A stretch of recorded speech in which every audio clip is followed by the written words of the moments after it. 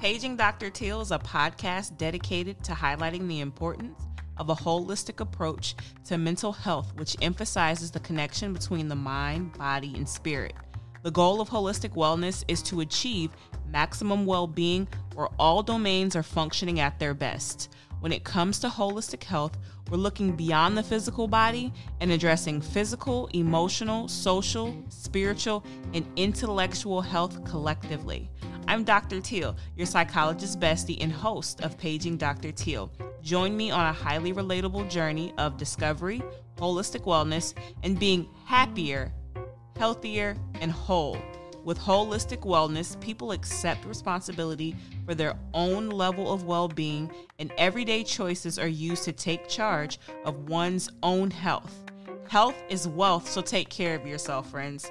Paging Dr. Teal is currently available on Anchor, Apple, or Spotify. But regardless as to how you listen to the podcast, please be sure to subscribe, like, share, and write us a review. Follow us on Facebook and Instagram at Paging Dr. Teal, and visit us on the web at www.pagingdrteal.com. And if you have a question or situation you want to receive some guidance on, send them to pagingdrteal@gmail.com. I'm here for you, so I want to hear from you, friend.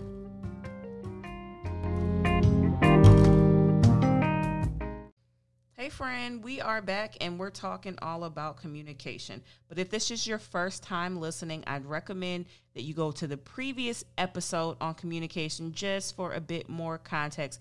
This is part 2 of the series. It was originally going to be a 3-part series, but communication is so important, so we're going to extend it. How about that? A little bonus for my friends. But if this is your first time listening, check out the Let's Talk, all the things we didn't learn in school about communication. And in that episode, we're talking all about the neuroscience of change, the importance of communication, and breakdown of the key elements of the communication process. You'll want to definitely check that out because it's a fire episode, if you ask me. But today, we're talking about the importance of emotional awareness in communication and just how to manage emotional reactivity so that you can go from reacting to responding, which is absolutely a necessary skill in today's climate. Emotional reactivity has the tendency to create a prolonged stress response and hypervigilance that can negatively impact our emotional and physical health. As such, I got you. I got the solution. We're going to get into that later on today. And so before we move forward, I got a little quote because I like quotes. Get your pencil, flip to your notes. Dr. Teal quotable. Let's go. Stability is an illusion in a world promised to change. I'll bring that back for you, friend. Stability is an illusion in a world promise to change. They say that you should stay ready so that you don't have to get ready. And that's essentially all that we can do. Tomorrow isn't promised. We are only promised death. And regardless as to what life has to offer, we've got to step up to the plate, and make the best of it. Period. Life is a marathon. It's not a sprint. So it's our responsibility to conserve our mental and emotional energy and be proactive with that as opposed to being reactive. Make sense? I thought so. All right, so the importance of emotional awareness in communication. Why is that so important?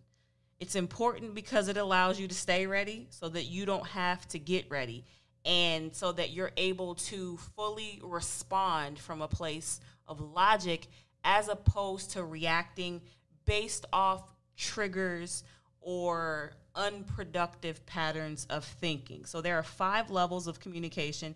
There's the verbal, the physical, the auditory, emotional, and energetic. Now, in terms of the emotional level of communication, emotions tend to color our communication. So we speak, and our words are the verbal element, and our tone and the nonverbal conveying of emotions adds context to the message that we're sending to whomever we're talking to. So to communicate effectively on an emotional level, you've got to first become aware of your emotional state.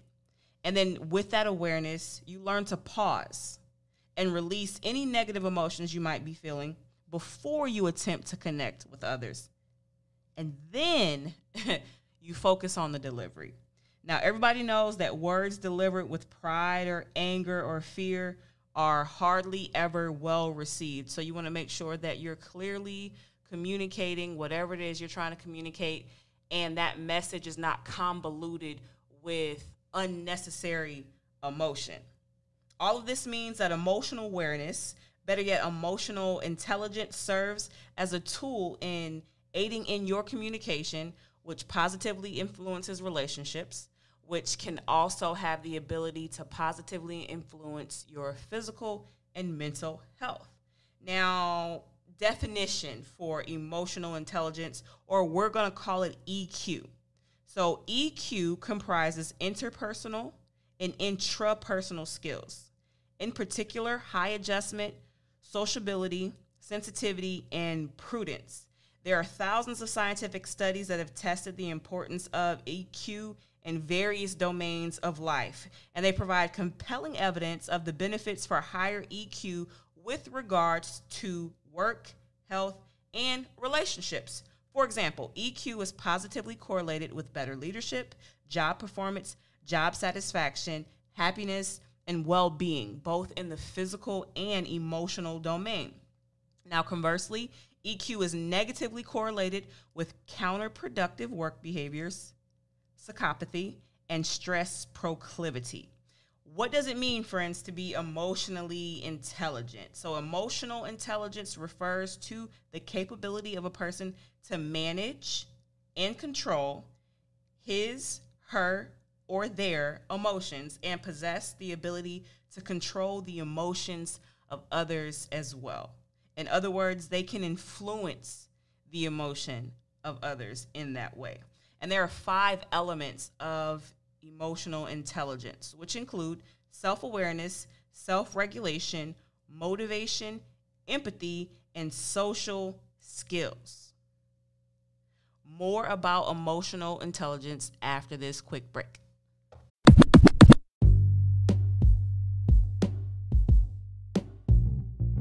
So On the Couch with Doc is a segment dedicated to providing you with practical strategies for real life problems.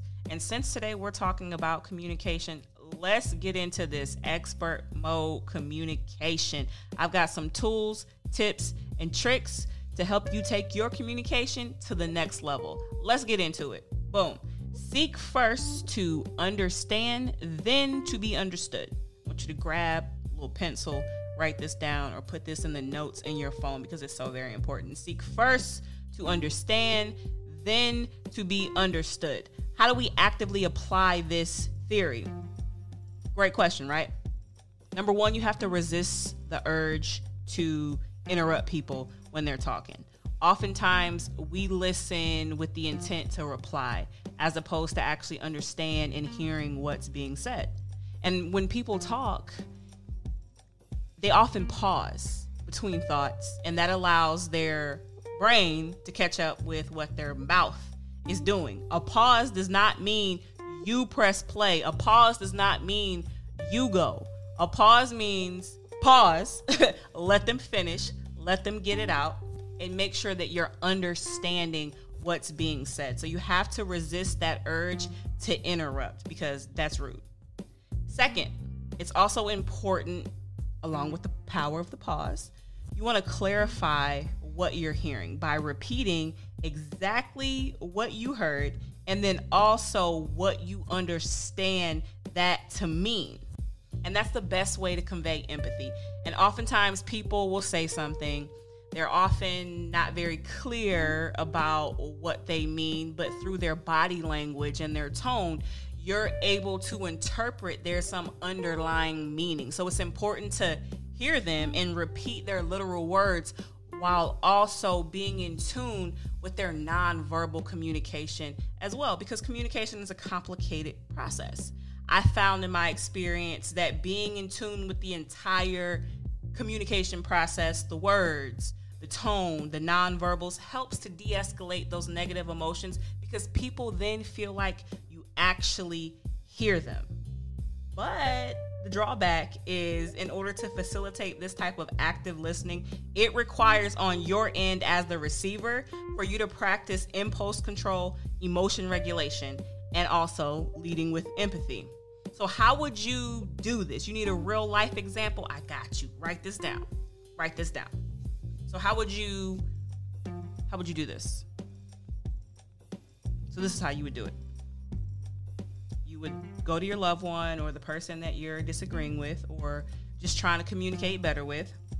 When they say to you, hey, there's something I really want to talk to you about, you would say, okay, I really want to understand what you're saying and what you need. So first, I'm going to listen.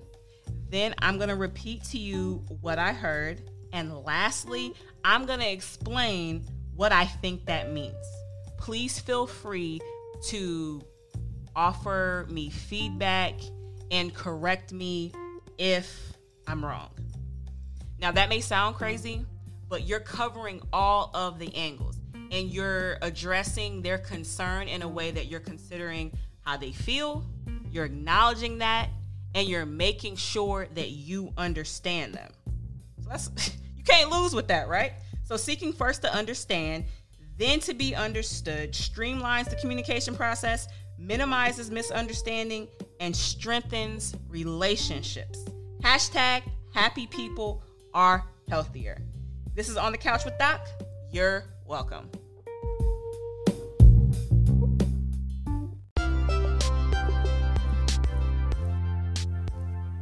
This commercial break is being brought to you by Wiseman Marketing, reminding you to seek knowledge, understanding, and wisdom because the world belongs to those who prepare for it.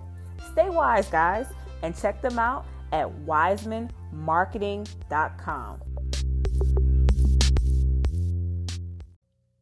Friends, this is random but relevant. So what do you do when someone tries it at work?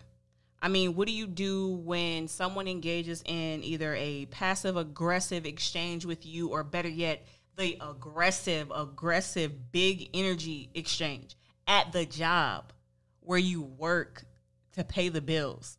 Not on the streets, but at the job. How do you deal with that? I mean, you can approach it. You shouldn't approach it in the same way you would at home. And so there's a certain level of finesse and je ne sais quoi that's required to navigate around those work situations so that you don't get put in a trick bag. So how does one assertively and professionally clap back? I'm so glad you asked. I got you. So let me illustrate an upper echelon corporate savage type of communication. So I personally hate email bullies, you know, the reply all gangsters or real big energy in the email, all caps and exclamation points, but in real life, not so much. Not so much. You're a bit calmer in person, but you get that battery in your back on the email tip. So I had a situation like that happen to me when I was in the process of applying for jobs around graduation time. So I applied for like 30 plus jobs, short version of the long story. I applied for 30 plus jobs and I was in it for the big coin and I was not willing to accept less than the big coin. I started interviewing and naturally the first position that I interviewed for offered me the job. Duh, because I'm great. And I had to turn that job down. And in retrospect, if I would have took that job instead of turning it down, I would have made $30,000 less. So it was a great decision. And I'm glad that I approached it in the way that I did and prioritized what I need and making sure that I was going to win, because if not, they would have set me up for failure. And let me tell you why I say that. So in declining my position, I sent them an email letting them know, and I got this super salty email response back. You want to hear it? Here it goes. Good afternoon, Dr. Teal. We accept your position. We accept your decision not to start with so-and-so agency. I'm not going to air them out, y'all. While we are certainly glad to not start something that will not work out, the inconvenience is significant. You were selected over other candidates. After your commitment to the position, other candidates who did feel that so-and-so agency was the best fit did not get the opportunity that you are now declining. And I'm just imagining this is how she was typing it and thinking it in her head. And unless we're able to fill your position, at least 15 students will go without a therapist. In the future, I strongly suggest you do not commit to something you are uncertain that you will fulfill. Now, friends, I was ready to fire her up because, first of all, you're offering pennies. You're offering pennies in the trap on top of that. And this is how you respond, sis. And I kept it cute.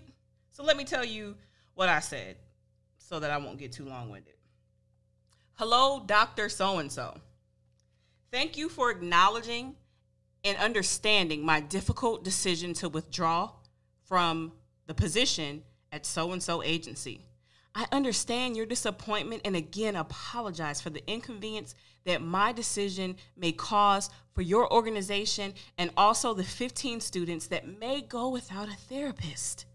It is my hope that you are still able to locate and secure a qualified therapist to fill this vacancy in the meantime.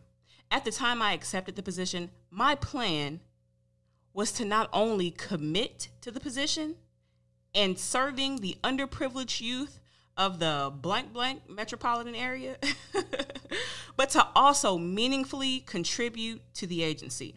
However, my decision to rescind was driven by an opportunity that better aligns with my clinical interests and goals. As such, best wishes in your search. Thank you again for your time and consideration. Sincerely, and best regards, Dr. Teal.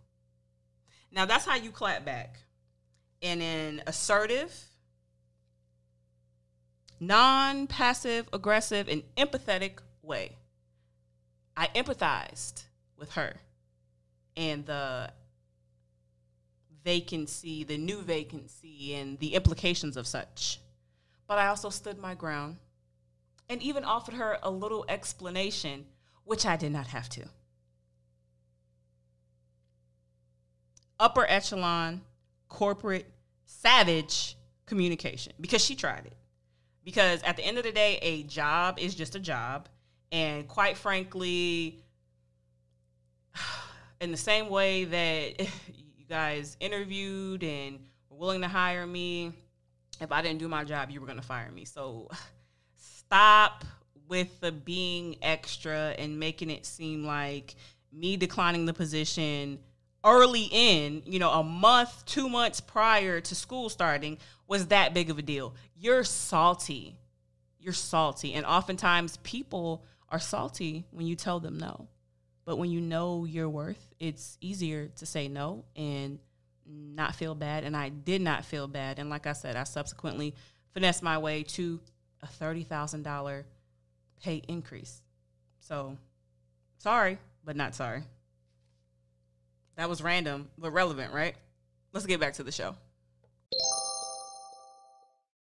Emotional awareness and communication is often misunderstood and rarely discussed or taught.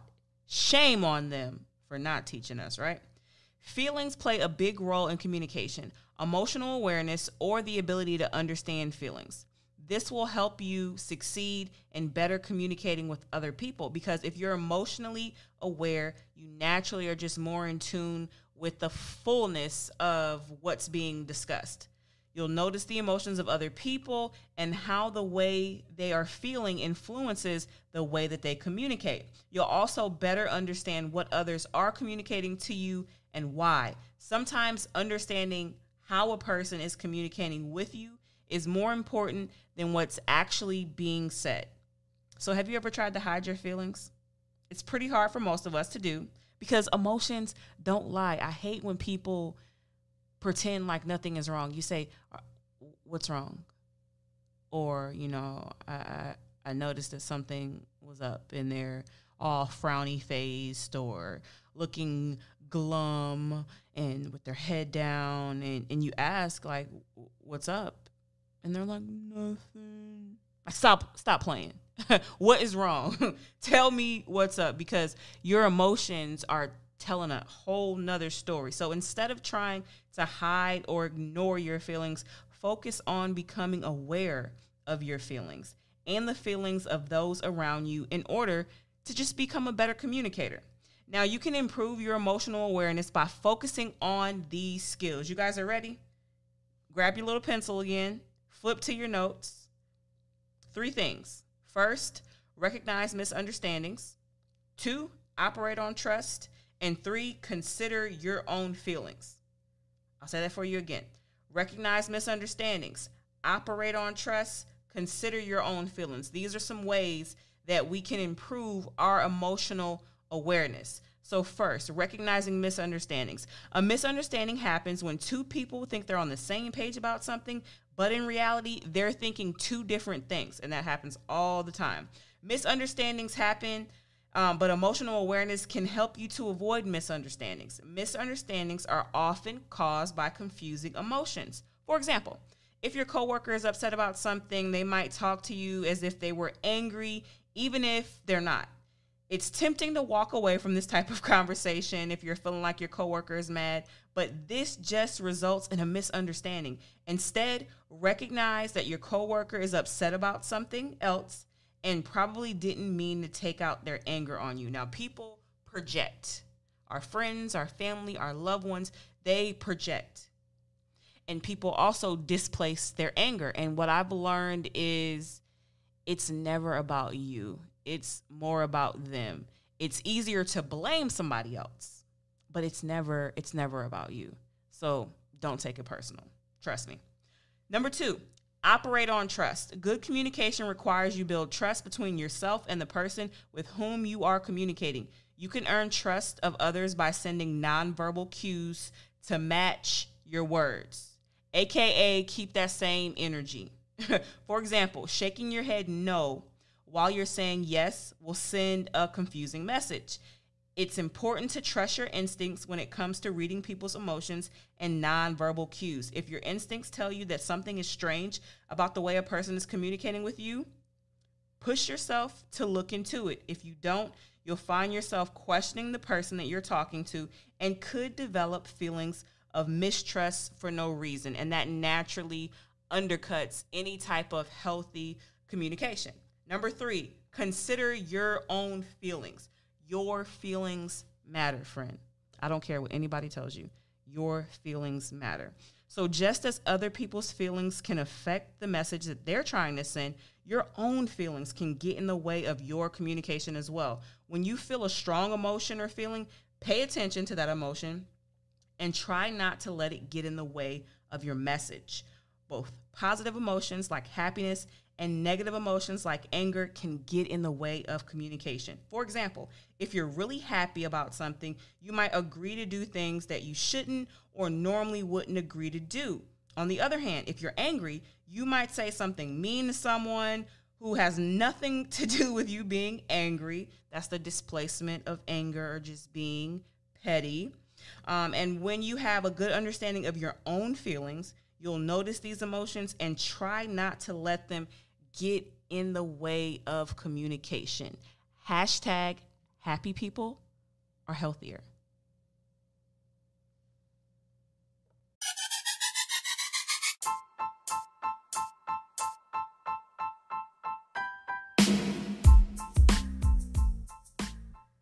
Well, friends, we are out of time for today, but you know I'm never out of solutions. First, I want to remind you to subscribe so that you can stay locked into the latest and greatest of Paging Dr. Teal. Then I want you to share this episode with at least one person and or on your social media page. Both are much appreciated. And after you've done that, please take just 1 minute out of your day and leave a review of the podcast.